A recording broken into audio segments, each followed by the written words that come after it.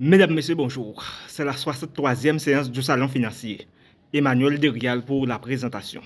Aujourd'hui, nous entamons l'étude du comportement des investisseurs et efficience des marchés financiers. William Miller, gérant du fonds des actions Legg Mason Value Trust, était considéré, jusqu'à ce que la crise financière éclate, comme l'un des meilleurs gérants de portefeuille au monde. Son fonds a en effet surperformé le marché chaque année entre 1991 et 2005. Mais entre 2007 et 2008, son fonds a perdu près de 65% de sa valeur, soit 2 fois plus que le marché au cours de cette même période. Son fonds a de nouveau surperformé en 2009, avant de s'effondrer de 2010 à 2012, conduisant finalement Miller à se retirer. Les investisseurs qui ont acheté des parts de ce fonds en 1991 ont perdu en 2 ans l'ensemble de surperformances réalisées au cours des 15 années précédentes. Les performances obtenues par ce gérant jusqu'en 2007 étaient-elles dues à la chance ou est-ce la période post-en 2007 qui fait figure d'accident de parcours? Une des conclusions du MEDAF est qu'il est impossible de réaliser une performance supérieure à celle du marché de manière persistante. Dans ce chapitre, nous allons examiner précisément cette prédiction du MEDAF et dans quelle mesure le portefeuille de marché peut être considéré comme efficient. Allons-nous-en. Maintenant, concurrence sur les marchés des capitaux.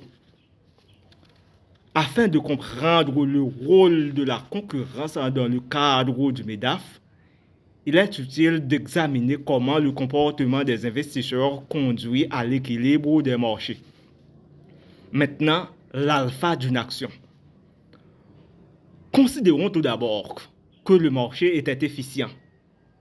Supposons que de nouvelles informations soient rendues publiques annonçant une hausse de la rentabilité espérée de 5% pour Budge et ValueX et une baisse de 5% pour Air Liquide et Total à prix constant, tout en laissant inchangée l'espérance de rentabilité du portefeuille de marché.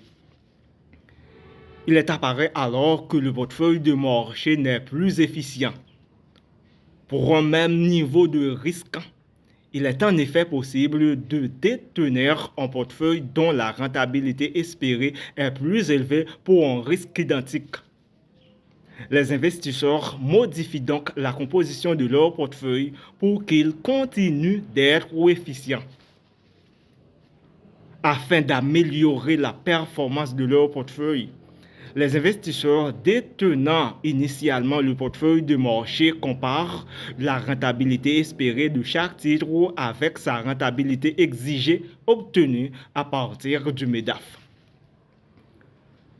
La différence entre la rentabilité espérée du titre S et sa rentabilité exigée définit l'alpha de cet actif.